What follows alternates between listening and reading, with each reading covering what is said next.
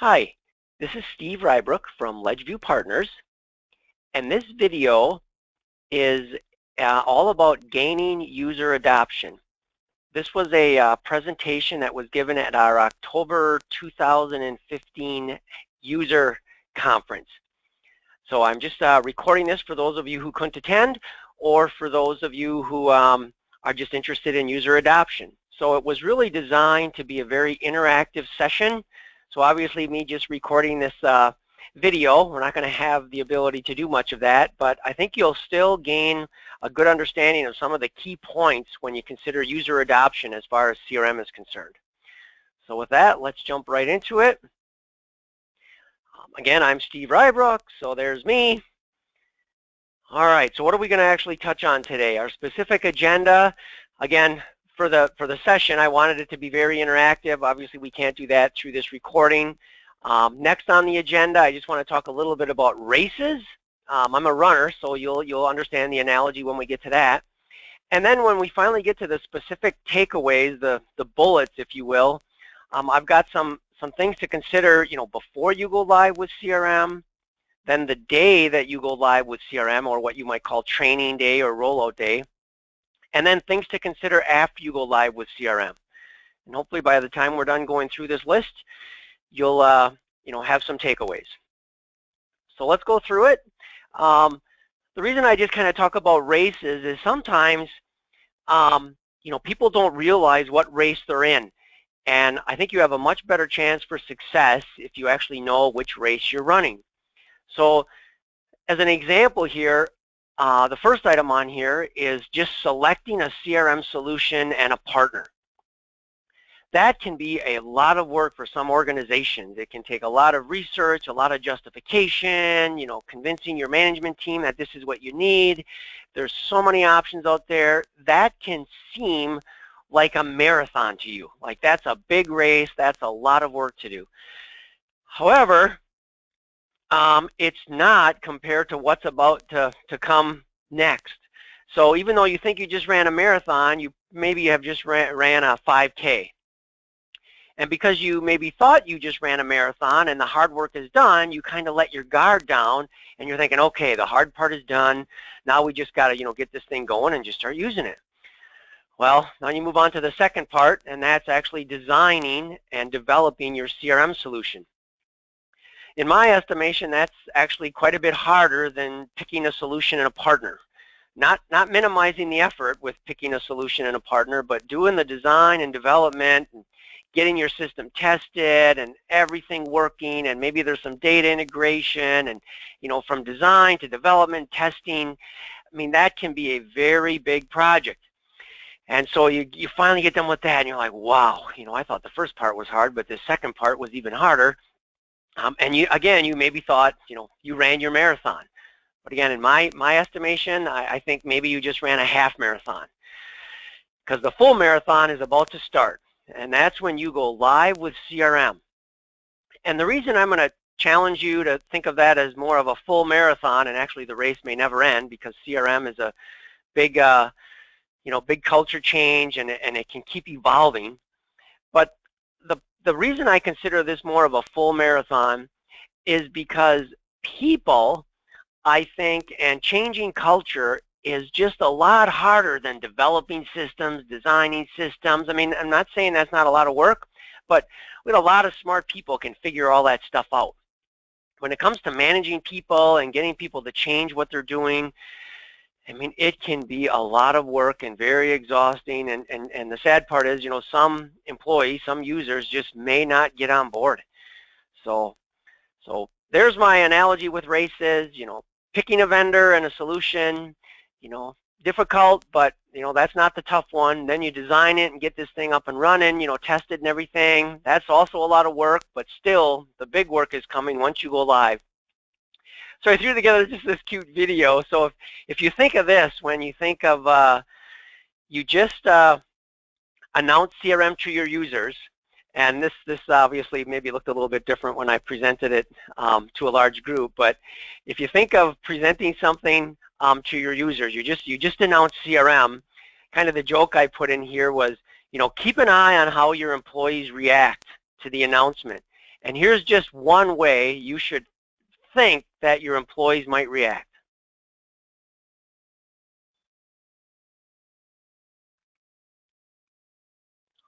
So be thinking their eyes are going to bug out, their mouth is going to open, they're going to scream some unrecognizable tone, and that's just what they might be thinking. They might not just present it quite this way. If you let your guard down and think, oh, they're just going to use it. I mean, I'll just make them use it. I mean, you might get lucky, but I would rather err on the fact that most CRM systems fail because of user adoption, and that's why you got to keep your, be ready, be ready. So let's move on. So here's what we hope happens if we follow everything right. That same user is going to, climb the mountain of CRM, bring her teammates around, and, just be smiling that, they've made it, and CRM is really a great tool. I actually had one client who, when I went to do the training, they had these buttons created, and everybody was wearing I love Microsoft Dynamics buttons. This could have easily said Salesforce.com or some other CRM, but I thought that was kind of cool to actually see that in some training that I put on. All right, so let's get into the specifics. What to do before you go live with CRM, and this may be, not the most exciting presentation because it's just a list of bullets, but here goes. Things to think about. Your number one overall objective, if you can kind of keep this in the back of your mind, is to eliminate every excuse. And by that I mean every excuse a user might think of to not use CRM. So here's just one example of that. Make sure that your hardware and your operating system and your infrastructure just meets the requirements of CRM. I had one client who kind of took some shortcuts, and they had some older devices, maybe didn't have the exact amount of memory that their machine should have had, and CRM was very slow. So what is the reaction of the users? CRM stinks, right? It's slow, I get these errors, this is like crappy software. And the software was great, it was the hardware and or the infrastructure that they were using. So again, if we want to eliminate every excuse, let's just make sure we got good equipment. Another thing that's going to help you, if you have a lot of users, obviously you can't reach out and really spend tons of time with each one of them. It's just not practical. You're definitely going to want to keep them all on board and updated, but if you're going to spend a lot of time with a couple of users, the ones you want to spend time with are those who are your influencers.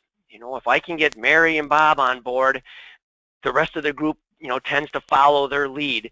And so I really want to make sure they're on the team, they're on board, they get the benefits, and it's magical how some of that information will trickle down in a positive sense versus if it's negative, it can go bad.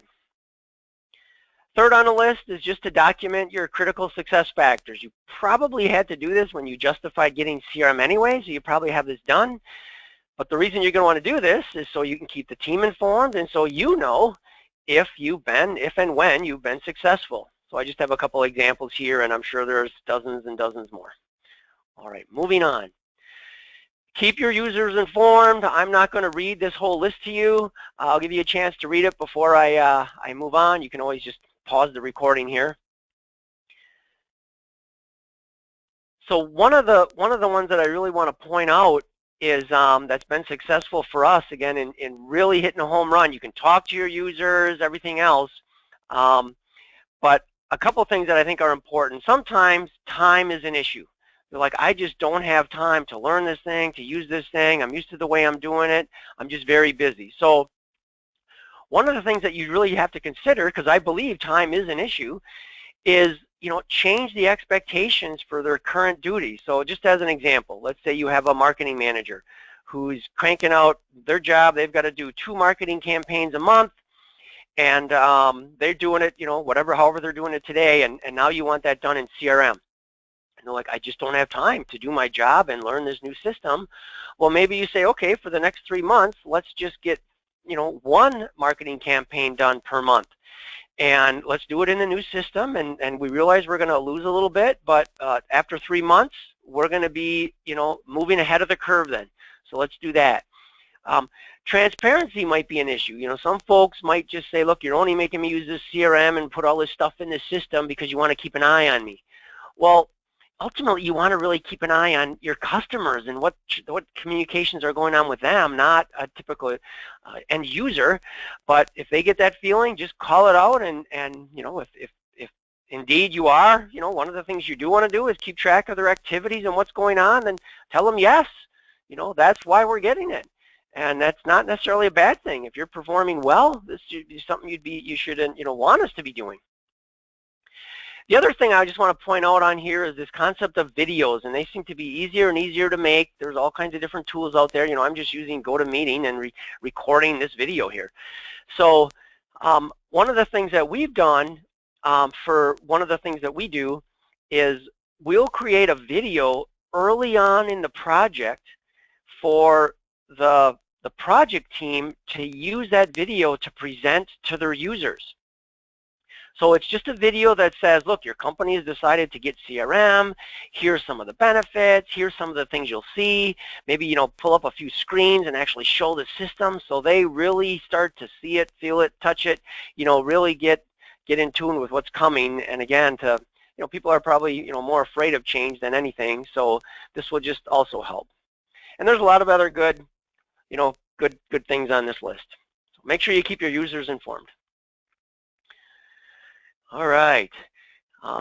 Number 5, this is like one that's near and dear to me, is make sure you have an owner of CRM. And don't think of this as like the project manager. I mean, it might be. The person who's running the project might ultimately be that owner of CRM, but it's really not the project manager. This is somebody who is considering the culture change, the change in responsibilities, the fact that the CRM system is going to evolve. We're going to do this today, but we're going to, do this down the road, and holding people accountable. I mean, just a whole lot different than what a project manager just getting CRM up and running might do. So obviously these two folks, if it is two different individuals, they will work closely together, the project manager and the owner, but it doesn't necessarily have to be the same person. But, CRM never gets done. So don't think a project manager thinks, my job is to get the project done. So usually a project manager is like a bad person to be, an owner of CRM. All right. Next on the list, I would strongly suggest you consider integrating data with your back office into CRM. So that does all kinds of things. That, number one, saves potential duplicate entry, ensures one version of the truth. If the data is coming from my back office and it's copied into CRM, I know it's the same information in both systems. So there isn't like, which system do I trust? So data quality is a key thing for us, and I think you're going to be more efficient, have a better system if you can do that. Now that usually is technically the trickiest part, but it's well worth doing. So I'm just going to kind of flip over just to show you one of the things we did with one of our solutions. So I'm just going to close out of this and just jump into CRM. So this happens to be for our oil and gas CRM product that we sell.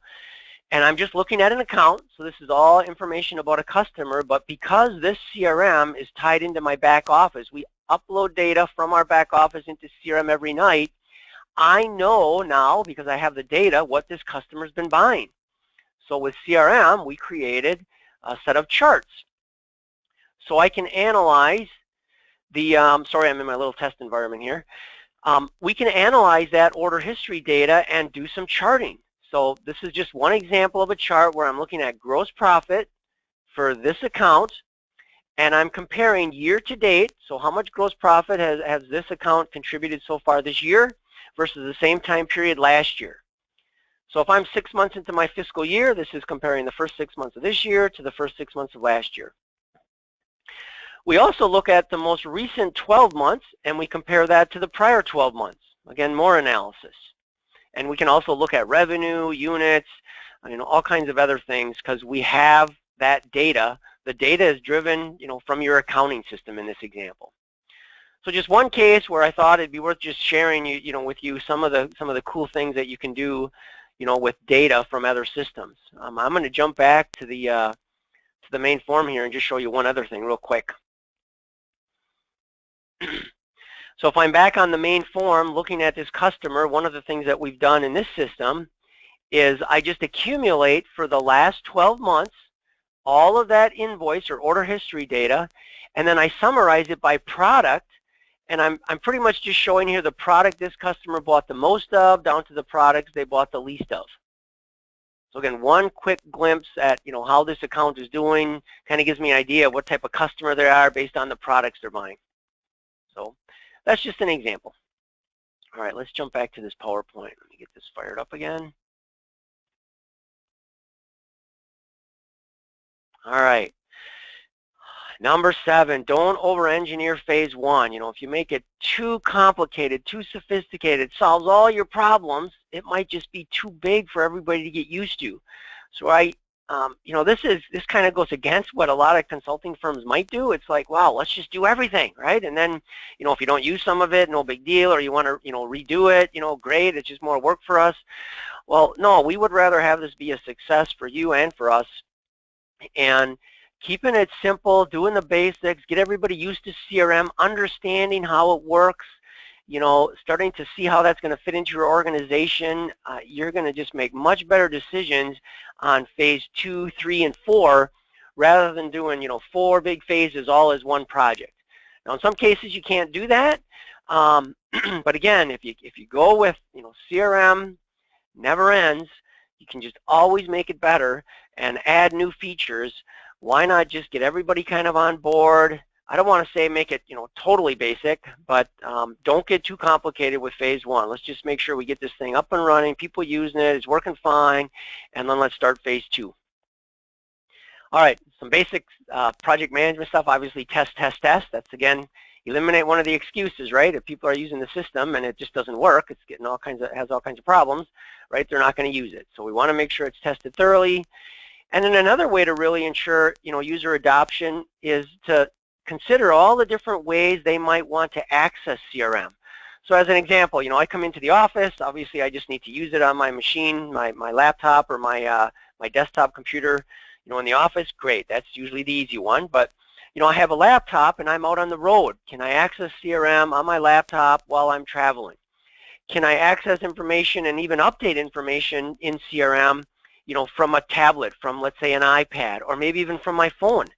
So who are your users? Where do they need to use CRM? And see if you can introduce, some of those ways early on. Maybe that, some of those become a phase 2, phase 3 to get people excited about that. But that's another thing to really consider because everybody wants to be efficient. All right, so that's what you're kind of doing to get ready for CRM. Now, what might you do when you're actually going to do the training? So training day. So kick off the training. That seems like a pretty common thing. It's just, okay, we're here to do CRM training. Everybody listen up, and here's the trainer, and then you go for it. I would say that first 10 or 15 minutes of that training session could be the most important for you. Get everybody to shut their phones off and their laptops closed. If they came in and had a little breakfast, to get ready for the training and everybody's still eating, wait until you have everybody's full attention. And here's your chance again to restate not only that you're here for training, but why the organization is doing CRM. How does it fit into the direction and the strategy, of the organization? What's in it for each user? So all of them things, and you can even have a little dialogue at that time. That training day is not just about, where to click and how to hit the save button and all that stuff. It's really, be thinking user adoption when you're thinking training. Okay, so then when it actually comes to the training, some of the things that, I've seen are beneficial is, if you explain it, demonstrate it, and then let them actually do it or try it, you're going to have better success. So I kind of hear this all the time. It's like, if I hear it, if I see it, if I get to do it, hopefully I'll learn it. So, I would strongly suggest you have your team bring in their laptops, get all connected, and then somebody is kind of, doing the training, they're describing what's going to happen, then they're showing it, and then the team gets to flip open their laptops and actually, try it. And use some real world, scenarios for them to walk through to do it, not just, anything that isn't relevant. So, what would happen in a day-to-day? What do I need to do on this system? Quick reference cards are great. And Also, videos. If you can make videos, we talked about a video explaining, that CRM is coming. How about videos that explain all the little features of CRM? Again, videos are easy to use, and what's really cool is, storing those videos right in CRM. So there's not like, well, where do I find these videos and all kind of that stuff. So let me just, again, flip over to the product that we put together, and I'll just show you how cool this turns out. And this has been very popular with a lot of our customers. So I'm just in CRM. Maybe I'm wondering how to do a quote or how the sales process works or whatever some of the features are with CRM.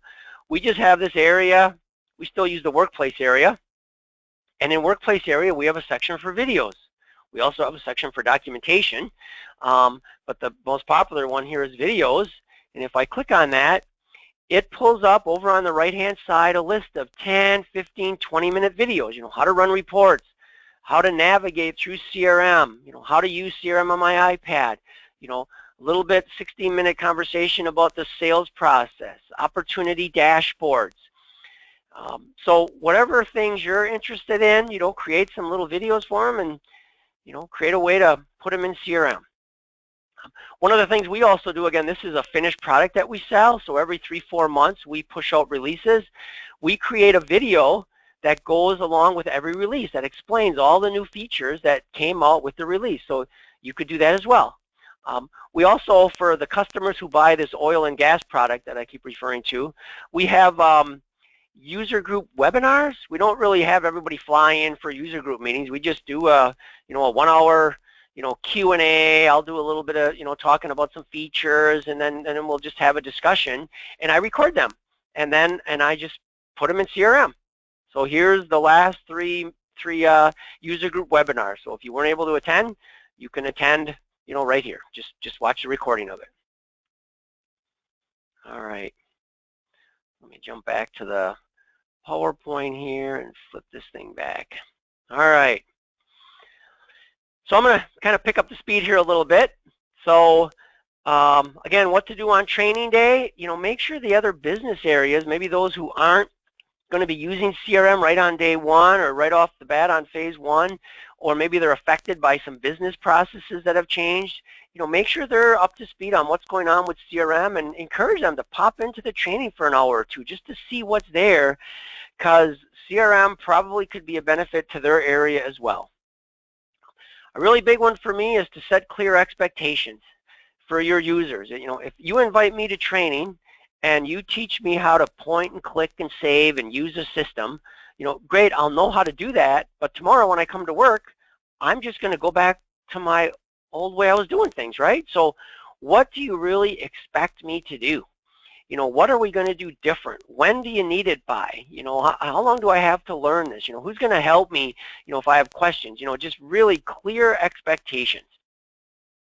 Another thing that I found very successful is pick 3 or 5 items that you want your team to be really good at, and then at the end of training, just ask them, how are you doing on a scale of 1 to 10? Let's just use an example here on navigating through CRM. What's your comfort level with just navigating through the system? And it's kind of exciting because obviously when they walked into training, they were probably a 0, and maybe when they're done with training, they're at a 5 or a 6. Okay, then you're going to find out later when we talk about what to do after training. You're going to keep asking them every couple of weeks about these competencies, and so this is really a good way to just kind of really get a pulse, on how your team is doing, and you let them do the grading, right? They're grading themselves. And then again, offer follow-up training. Not everybody's going to get it on day one, and some people might not be available, so make sure you offer some follow-up training. All right, now you're live. What do you have to make sure you continue doing after you go live with CRM?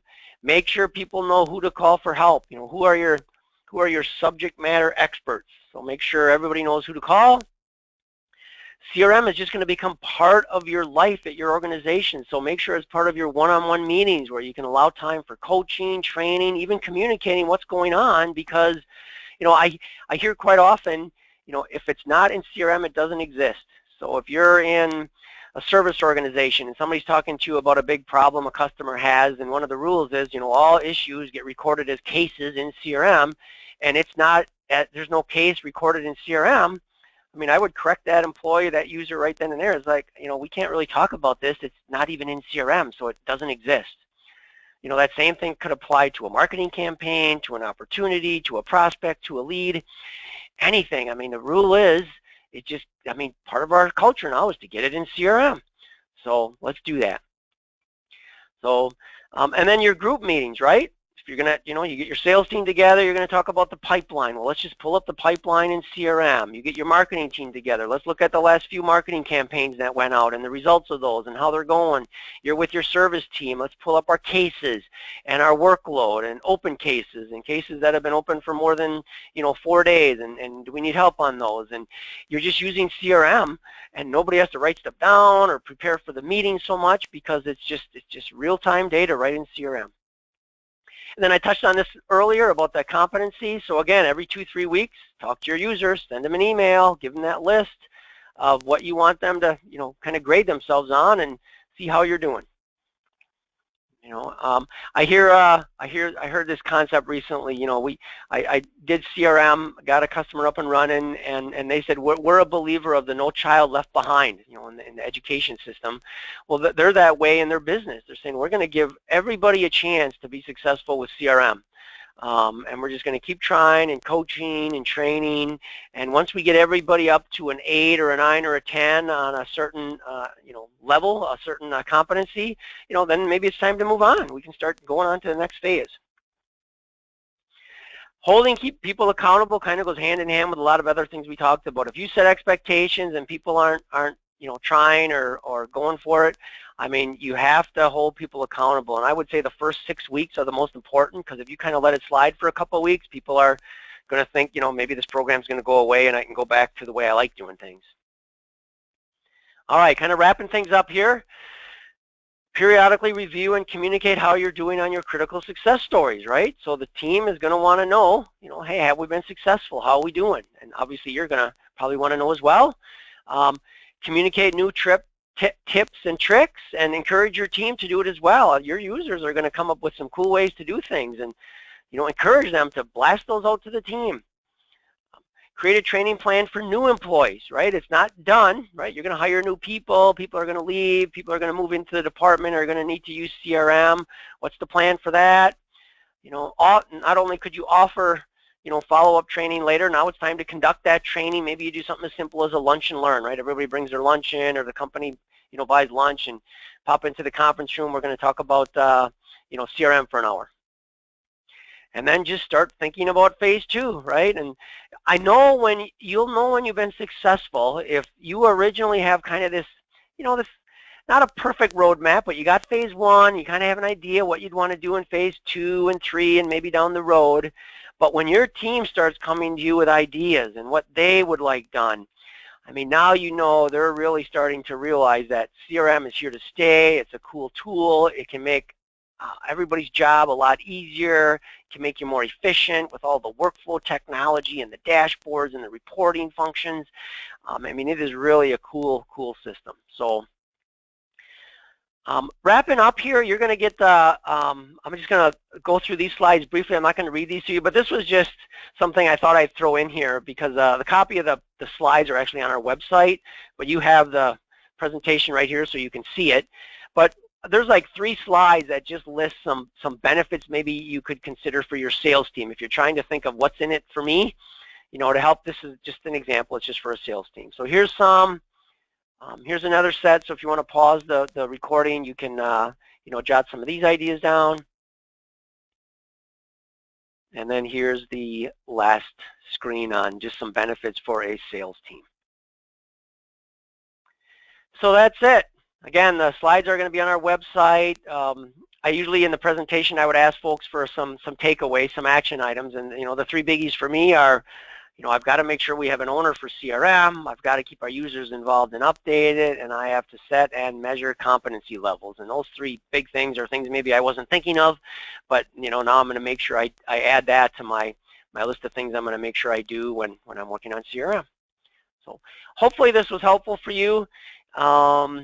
User adoption, probably not the most exciting topic when it comes to CRM because there's such cool things you can do, but one of the most important topics, because if you get the coolest system in the world and nobody uses it, right, it's really worthless. So good luck with your user adoption, everybody. Take care.